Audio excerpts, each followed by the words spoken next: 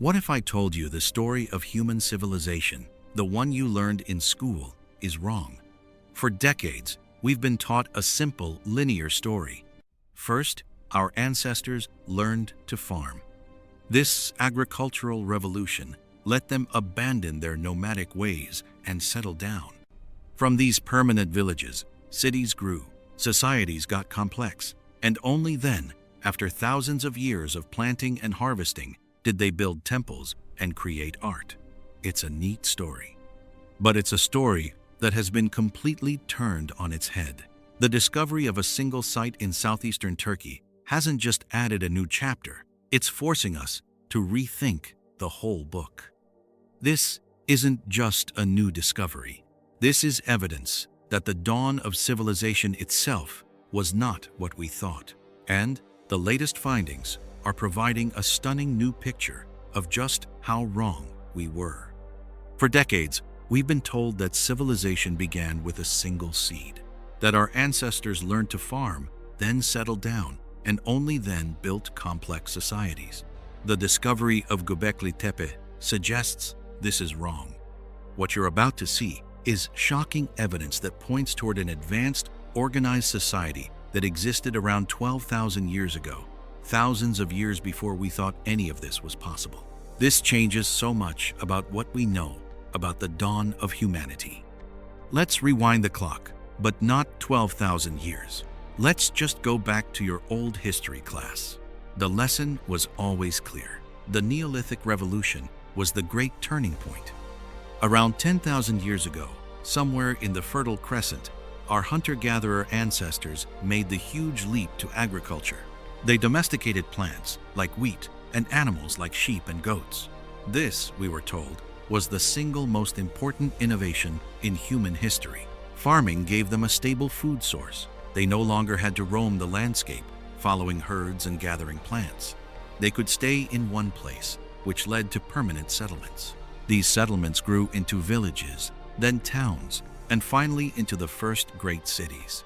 With extra food, people could specialize. They could become potters, weavers, soldiers, or priests. This division of labor is the hallmark of a complex society.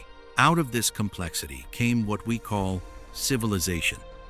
Grand temples were built, monuments were put up, and writing was invented to keep track of it all. Monumental art, complex religion, social hierarchy, all of it, according to the standard model, came after agriculture. It was a logical, step-by-step process. First farm, then village, then, much later, temple. It made perfect sense. For over a century, this was the bedrock of archaeology, the undisputed story of us.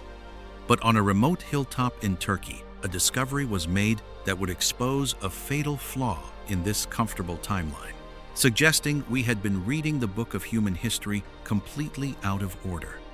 The story begins, like so many do, almost by accident. In 1963, a team of researchers surveyed a dusty, pot-bellied hill in southeastern Anatolia. They saw some ancient limestone fragments, but dismissed the site as nothing more than an old medieval cemetery. The hill, known to locals as Göbekli Tepe or Potbelly Hill, was left alone for another 30 years. It wasn't until 1994 that a German archaeologist named Klaus Schmidt, looking over the old survey notes, saw something everyone else had missed. He suspected the hill wasn't natural at all, but an artificial mound built up by millennia of human occupation. When he began digging the next year, what he found was beyond anyone's wildest imagination. It wasn't a cemetery. It was a collection of the most ancient, monumental architecture ever discovered. We're talking about massive, T-shaped limestone pillars, some standing over 16 feet tall and weighing many tons. These were arranged in large, circular enclosures. To put this in perspective, the main structures at Göbekli Tepe date back to around 9,600 BCE. That makes them 6,000 years older than Stonehenge and nearly 7,000 years older than the Great Pyramids. This was a time when most of humanity was thought to be living in small, nomadic bands of hunter-gatherers. But the age was only part of the shock. The pillars were masterpieces of prehistoric art, covered in intricate carvings of wild animals, foxes, boars, snakes, and vultures, all rendered with stunning skill. This was a complex symbolic world, a prehistoric art gallery carved in stone. The T-shaped pillars themselves are now believed to represent stylized humans, with some even featuring carvings of arms, hands, and loincloths.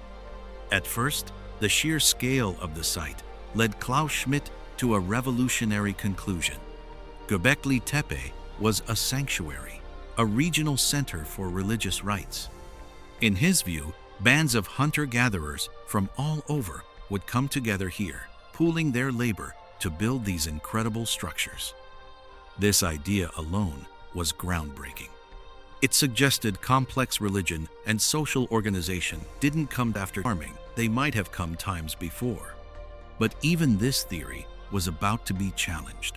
For years, the official story was that Göbekli Tepe was a cathedral on a hill, a place of worship, not a place to live.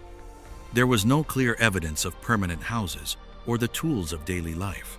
It was a ceremonial center built by nomads who would come, worship, and leave. This kept part of the old story alive. Sure, they built a temple, but they hadn't settled down yet. The latest work at the site, however, is painting a much more complicated picture. The work at Göbekli Tepe never stopped, but recent excavations, led by archaeologist Necmi Karul as part of the ambitious Stone Hills project, have unleashed discoveries that are fundamentally rewriting our understanding. A huge question has always lingered. If this was a temple, where did the builders live? The old theory said they were nomads. New findings are strongly suggesting they might have lived right there. A breakthrough came from looking beyond the massive stone circles. Using ground-penetrating radar, researchers detected a network of previously unknown structures buried beneath the soil. The scans and subsequent digs revealed smaller buildings that look a lot like domestic structures, ancient houses. This is compelling evidence that people weren't just visiting. They may have been living here, perhaps for at least part of the year. The evidence for daily life is mounting. Across the site, archaeologists have found thousands of grinding stones and pestles. These weren't for some obscure ritual. They were for processing wild cereals into flour. While there's still no evidence of domesticated crops, these people were gathering wild plants. This points to an organized system of food production. Add to that the discovery of rock-cut cisterns for collecting and storing rainwater, and you have the key ingredients for a permanent community.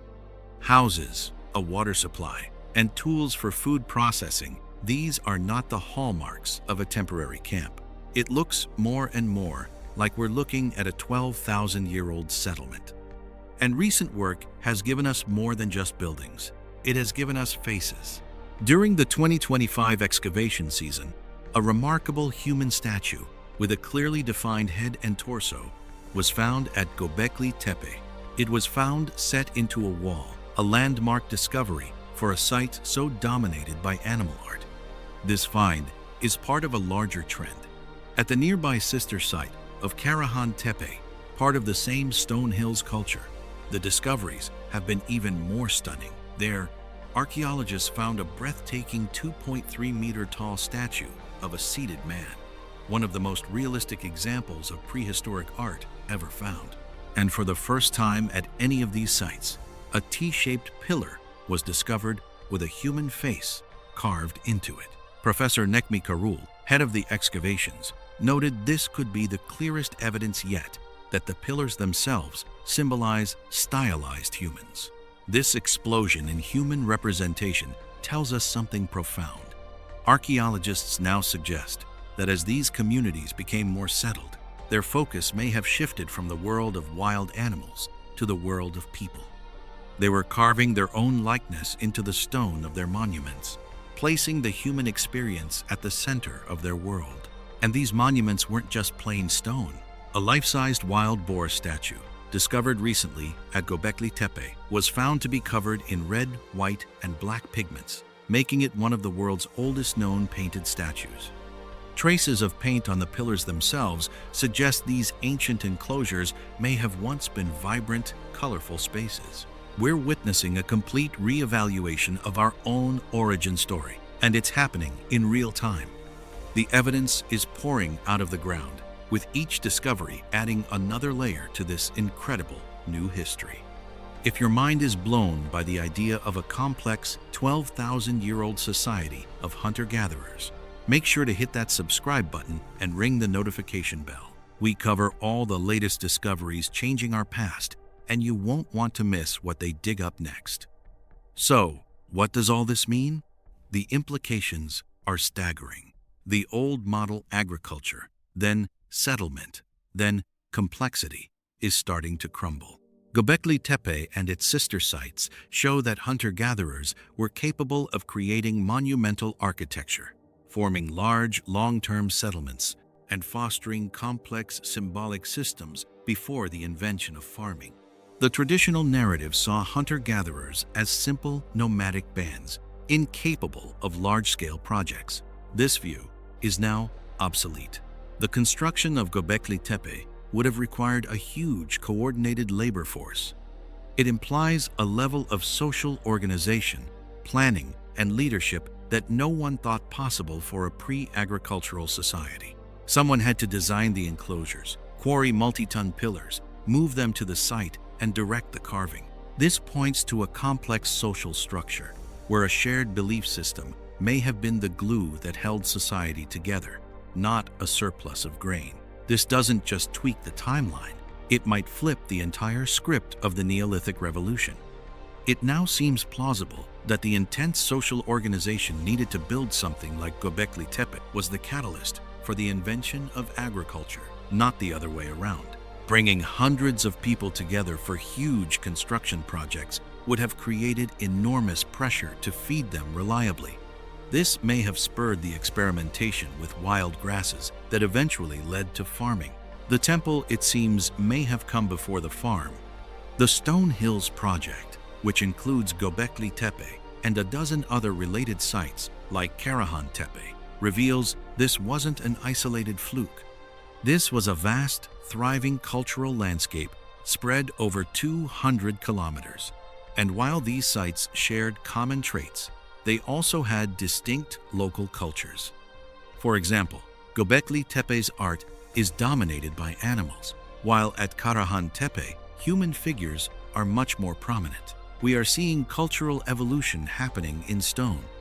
This forces us to ask a fundamental question: what does civilization really mean? If it's defined by monumental architecture, complex art, organized religion, and large settlements, then civilization is thousands of years older than we believed. It didn't begin with a farmer planting a seed. It may have begun with a group of people looking at the stars and deciding to build something sacred together. For over a century, we believed we knew our origin story. We were the children of the farm, our societies built on cultivated grain. But Göbekli Tepe tells a different tale. It reveals a time when hunter-gatherers, people we once dismissed as primitive, possessed a social and spiritual depth that allowed them to achieve incredible things. The recent discoveries have given us a glimpse into their world, their homes, their tools, their art, and even their faces. They weren't just nomads who met for rituals. They were an organized and innovative people who built a world we are only just beginning to understand. History is not a finished story. It's a living puzzle, and Göbekli Tepe is one of its most profound pieces. Only about 10% of this massive site has been excavated, with archaeologists estimating at least 15 more monumental enclosures are still buried, waiting. What we already know has challenged everything. What remains buried beneath Potbelly Hill could rewrite our history all over again. We thought we knew the beginning, but the real dawn of human civilization is a mystery that is still being uncovered. And as we dig deeper, we have to ask, what else about our ancient past have we gotten completely wrong? Thanks for watching.